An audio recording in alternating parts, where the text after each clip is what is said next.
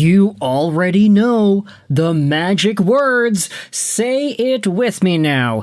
If this player signs an offer sheet before this video is public on YouTube, then I will eat my hat.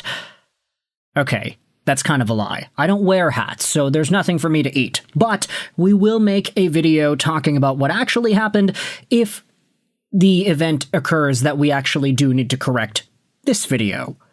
Because in today's video, we're going over onto HabsFanatics.com and reading a piece by Gabriel Sammy that talks about the Montreal Canadiens and asks whether or not Pavel Mintyukov is an appropriate offer sheet target. Take a look at the profile here. Pavel Mintyukov is another RFA in need of a contract. Again, if he actually signs a deal by tomorrow or he signs an offer sheet by tomorrow, then I will make another video, don't worry. But Mintyukov is 22 years old, 6'1", 207, a left-handed defenseman, a playmaker, a puck-moving D-man, a two-way D-man who was drafted 10th overall back in 2022. Despite the fact that in the 2022 draft, he was the fifth defenseman taken off the board? Nemec, Juracek, Korchinski? Okay, he was the fourth defenseman taken off the board. Despite that fact, he actually is the most productive defenseman so far amongst the entire draft class. Oh, never mind. Lane Hutson's from the draft class too. My bad. Anyways, out of first-round picks, he's the top scoring defenseman. And there were some folks that did rank Mintyukov as high as up there at number 7 or 10 by future considerations. There were others that I saw proclaiming the offensive profile and just what Mintyukov was able to bring to the Saginaw Spirit in the OHL, which made him seen as a very valuable NHL future piece. Sure, he ain't no Lane Hutson, but he's still a pretty fine young D-man. Mintyukov had 22 points in 73 games played this most recent campaign, and 0 points in 12 playoff games. Nevertheless, he was going out there for 18 to 21, 22 minutes a night versus teams like the Edmonton Oilers and the Vegas Golden Knights. Mintyukov is seen as a bright spot on Anaheim's blue line, and with the departure of Olen Zellweger, Jacob Trouba, Radko Gudas, and others, they kind of need defense. And Mintyukov is a good young defenseman, so the fact that he is eligible for an offer sheet right now makes things very, very interesting. And when you dive into this piece posted by Gabriel Sammy that talks about the Mintyukov offer sheet buzz creating a major opening for Kent Hughes, it gets all the more interesting as to whether or not Montreal could be a team of interest. The wave of offer sheets is not slowing down in the NHL this time. Anaheim Ducks D-man Pavel Mintyukov is the target. Several teams have approached his agent Dan Milstein, and a formal offer could be submitted as early as today. Puckpedia went out there and reported this on July the 3rd. Several teams have approached Mintyukov's agent Dan Milstein about an offer sheet, and it seems likely at least one is formally offered today. Mintyukov would then still need to decide if he actually wants to sign it. Now, here's the thing about Mintyukov. He is coming off of his entry-level deal, so full-blown duck hunt indeed. What did Verbeek do to get his RFAs poached? Well, I'll tell you what, the main answer to this is the fact that Verbeek didn't sign his RFAs. There was an entire year to get Mintyukov and Leo Carlson down and on the books, but Pat Verbeek and his super difficult negotiating with these agents and players would not let that happen so soon. Now, after letting Leo Carlson sign his $18 million AAV offer sheet, he is guaranteed to be making that money and $39 million in the span of 12 months because this let itself go the offer sheet route. If the Ducks just signed the guy early, this wouldn't happen with Leo Carlson.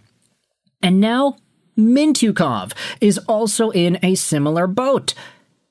There are some projections. You can say Mintyukov should be worth this, he should be worth that. At the end of the day, if he does sign an offer sheet, it probably is going to be for a pretty sizable dollar amount. Maybe not the biggest. It's not going to be like, oh, $18 million a year, just like Leo Carlson. No, you're probably looking at somewhere in the $4-ish million range.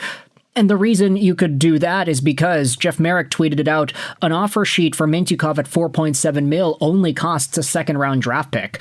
The question is, would Pat Verbeek be interested in giving that sort of a dollar amount to Mintyukov right now? I honestly don't know. A guy who's 3 years into the NHL, he hasn't really improved his point production, and he is still relatively young to justify a bridge deal. I don't really know if 4 point something is within the realm of comfort for the Anaheim Ducks. Merrick's tweet has a number of replies. 4.7 is an easy match. Someone should offer 7.1 and give Anaheim something to think about. Jeff, can they, meaning the Ducks, trade him to get a better deal and then Leo signs with the team they trade with? Or are things locked in? I wish the Leafs were in on this guy. The Ducks would match that. Have a look at Chayka. Would be a good bet for the Leafs. They have their second in 27 as well. Maybe 4.7 is a little low if you want to talk about matchable dollar amounts. Maybe you want to up it up to, $5, $6, $7 million bucks a year if you really want to make it difficult. This article on Montreal Hockey Fanatics says that Kent Hughes can immediately capitalize on the Ducks' misfortune. What makes this situation so appealing is the price.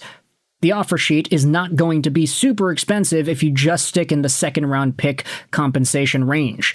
A second for such a talented 22-year-old is a low price. It's exactly the kind of gamble that makes rival teams eager to make a move. For Pat Verbeek, it creates quite a dilemma, though. The Ducks GM will have to either match the offer or accept a compensation pick, all while dealing with Carlson's $18 million per year offer sheet. Anaheim has put itself in a vulnerable position. By leaving Mintyukov unsigned, the team exposed him to exactly this kind of move.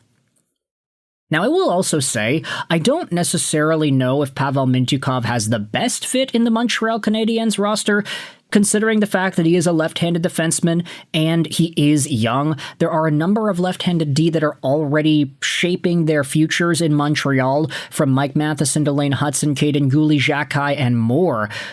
Is there room for one more? But then again, it's like Mintyukov is talented. Like, if this guy ends up becoming what he could become, you're looking at maybe a Noah Dobson-esque left-handed defenseman, and at that point, do you sacrifice the long-term projectability of a guy like Caden Gooley, for example, for a Mintyukov in the roster? I mean, there are a number of really nice names that the Habs have on their blue line, not even to mention Jaden Struble. Somebody's going to have to move, of course. You're going to have to make that trade. But at the end of the day, even if you grab Mintyukov just for the sake of flipping him down the line, that also would be some pretty good business done by Kent Hughes and co. if the Montreal Canadiens were to try to maximize whatever value they could get out of this situation. You might have to offer him, let's say, something in the $7-ish million range, get up to a first-round pick in terms of the compensation rather than a second. But then again, it's like Mintyukov, he was a top 10 pick just 4 years ago. He has value here, and with teams actively seeking an offer sheet for this guy, it could really put the Anaheim Ducks in a pickle.